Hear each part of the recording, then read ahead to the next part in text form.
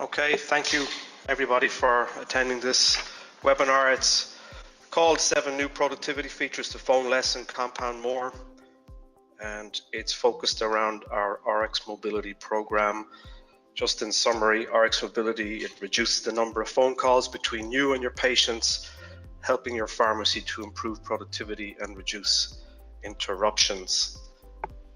What RX Mobility is, it's a program that comprises 3 main features, and the features are a mobile app, and the mobile app is free to download. It's available on both iPhone and Android devices, and this is the conduit through which you communicate with your patients about scripts and refills and other items. This mobile app connects into a pharmacy portal, and the pharmacy portal allows you to implement certain parts of the program on top of the third part, which is the PK software. And the third part of this is an integration with PK software.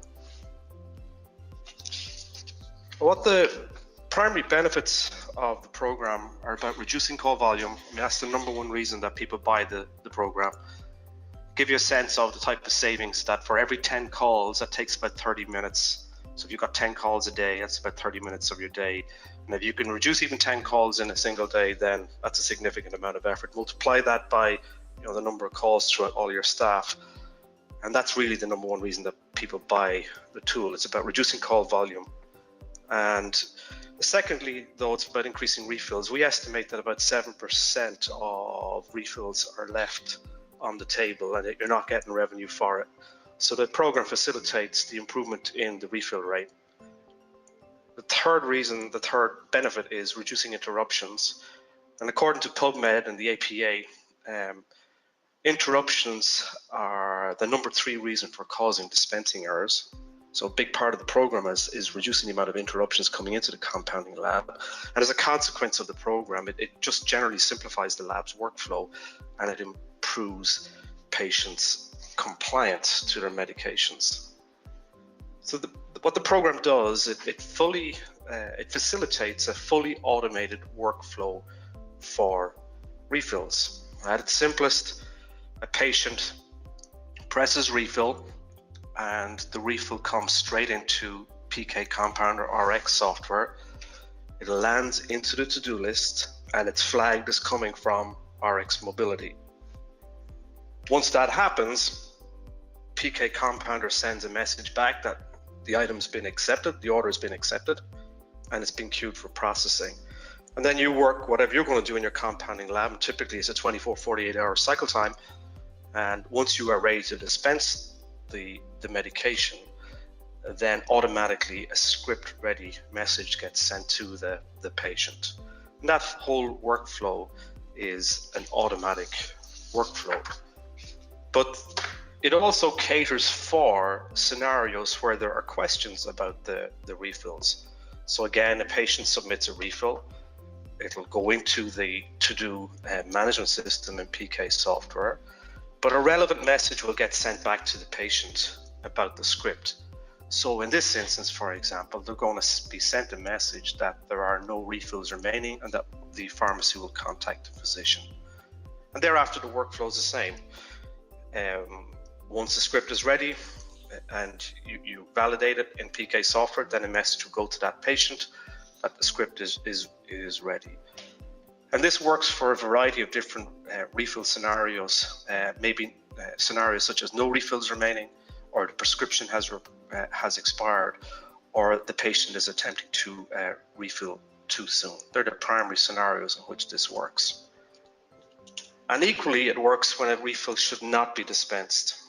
So there are scenarios when that can occur. So the patient attempts to refill, and then immediately they're sent an order rejected, and nothing gets entered into PK software. And there are 2 main scenarios that this may occur. One is that it's an invalidated birth, or the second one, it's an invalid script number.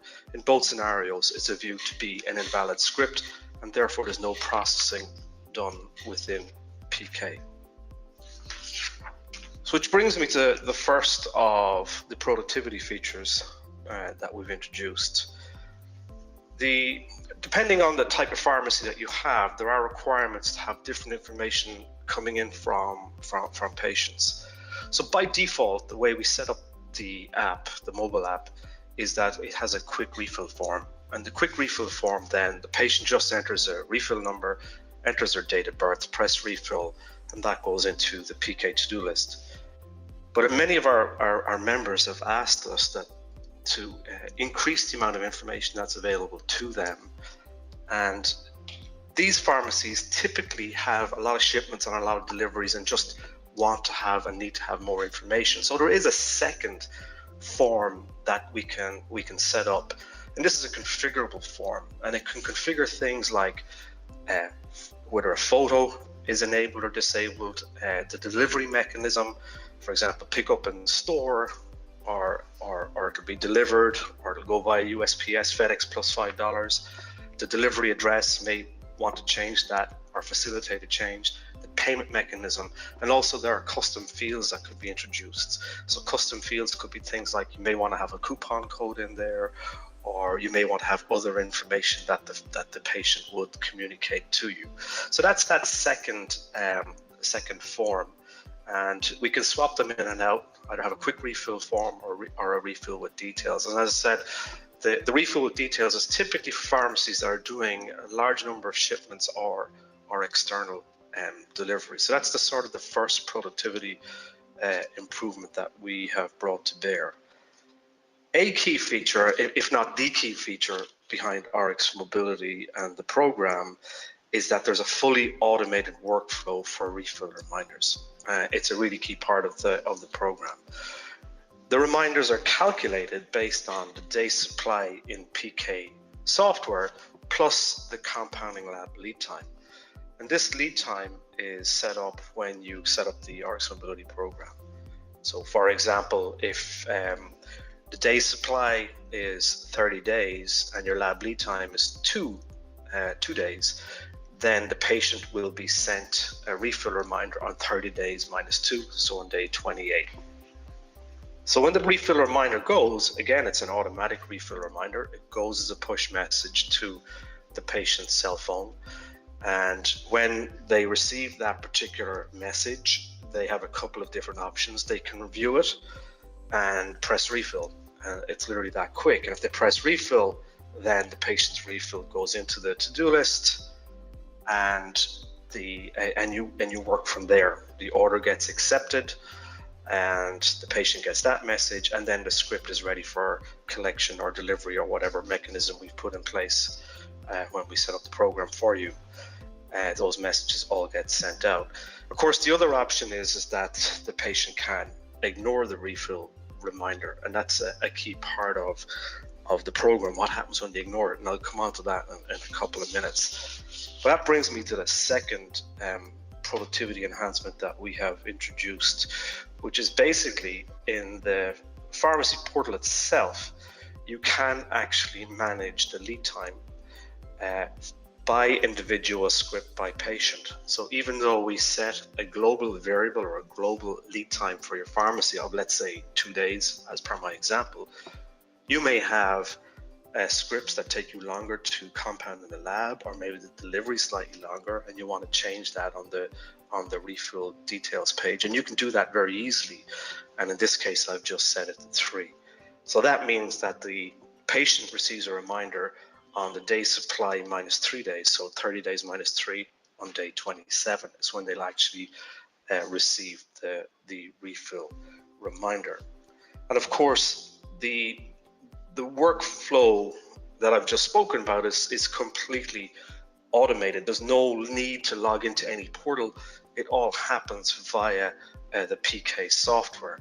All refills are marked with an RX Mobility flag in PK, like highlighted on the left-hand side of the screen. If you use the create new from old script, then that will guarantee that the app is in sync with the new script number. And then there's a variety of different reporting options within PK whereby you can filter in or filter out, RX Mobility derived scripts to integrate with your workflow. So there's the log of scripts report, there's the refill reminder report, and data mining reports that you can run. So an example would be if you have a team who are on the phone and you run a refill reminder report, then maybe you would want to exclude RX Mobility derived scripts from the report that you give to the people who are going to make those phone calls. That'd be an example of what you would do in that particular instance. So there's no need to log into the portal to do that. And then there's the portal itself, and the portal gives you additional functionality that we can't offer from within the PK software. So things like it facilitates and increases refills, or you can communicate script related issues.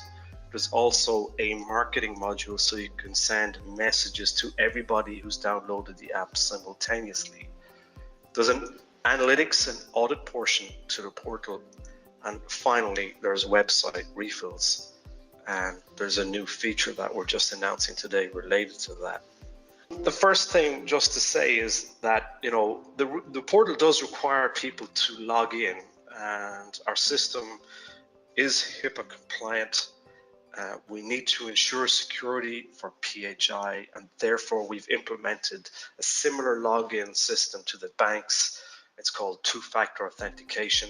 It means that a pharmacist, when accessing the portal, will enter a password, and they can also have to enter in a number or a code that they receive via text message into their cell phone. Now, there's a number of our members have come back to us and have asked us to change that because they don't allow cell phones in the lab, for example. And what we've done is we've facilitated that by introducing a USB security key. And the security key basically plugs into the computer that you're using to access RX Mobility, and it provides the second factor. It replaces this text message code. So instead, when a pharmacist is logging in, they put in their password, and then all they do is press that security key and they're into the system. And you can assign security keys by individual or by workstation. It would pretty much be up to you, but it is a key feature that was requested by a number of people using RX Mobility.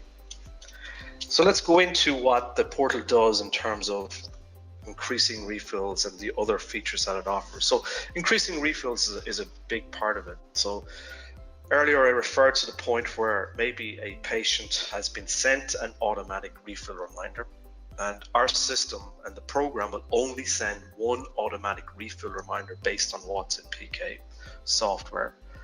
And of course, they may ignore that refill reminder, and they may not act on it. If they act on it, it goes into your to-do list. If they don't, then how do you escalate? And that's what this piece of the program is about here. In this particular screen on the portal, you will see that there's a variety of different statuses associated with different scripts, but you'll notice 3 of the scripts have this next refill and a red with May 13th in it, and that means that those patients have not refilled and that you were awaiting a refill from them, so they are delinquent on submitting a refill to you. And the report here tells you that. And normally what happens is you press the view button on the right hand side, and once you press that view button, it brings you through to the relevant script for that patient. You then press add message, which is highlighted with the circle on the bottom left hand side. And when you add a message, you send a message directly to the patient. Your refill is now overdue, and send that.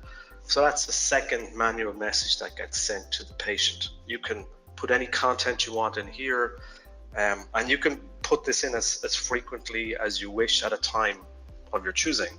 So what we're finding mostly is that most pharmacies facilitate one automatic refill reminder sent, then they might follow up with one manual message for those who have not submitted the refill, and typically it's about 24-36 hours later, that sort of time frame, and that's it.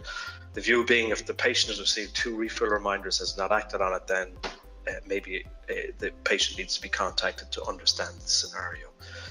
So that's an example of how to increase refills. Well, that brings me to the third new feature that we have. So the third new feature is about how do you deal with this more quickly. So typically when people introduce the program, they're using PK software all the time in their day-to-day operation, and they'll only log into RxAbility first thing in the morning and check a few things off. And one of the things they'll check off is that they will look for all the refills that are past due and have not been received. What we've introduced is the ability to have a group refill reminder, so that you can send a refill reminder message to multiple patients simultaneously. So instead of it, maybe lasting a minute to do several patients, it literally takes seconds. And all you have to do is to check the box on the left-hand side. So just put in a checkbox next to those 3 top scripts where the red flag is on May 13th.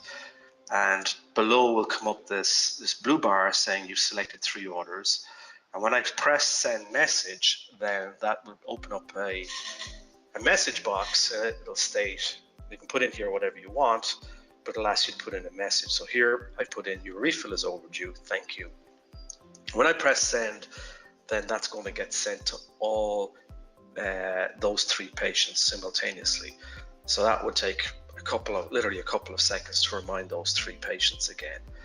So that's the third new feature that's been brought out.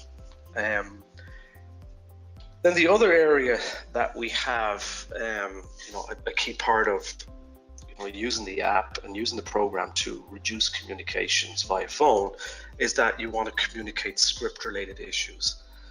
And again, typically this is done on a case-by-case, one-by-one basis. So again, you would just press the view button on the right-hand side, and that'll open up the relevant script, and you can add a message. And typically here people are asking about things like, we have a delay for whatever reason. You may want to communicate that delay to them, or there may be other information that you want to send the patient about the script.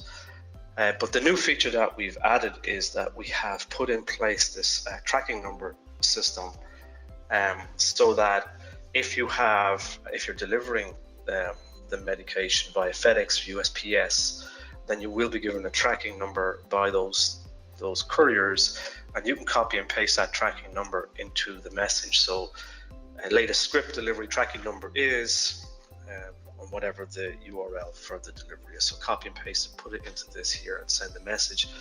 And then the patient will receive that push message onto their cell phone, and then they just click on the related button related to that delivery, and it'll open up the relevant FedEx, UPS website along with the tracking number, and they can see what the status of the delivery is. So that's the fourth new productivity feature that we have introduced into RxAbility.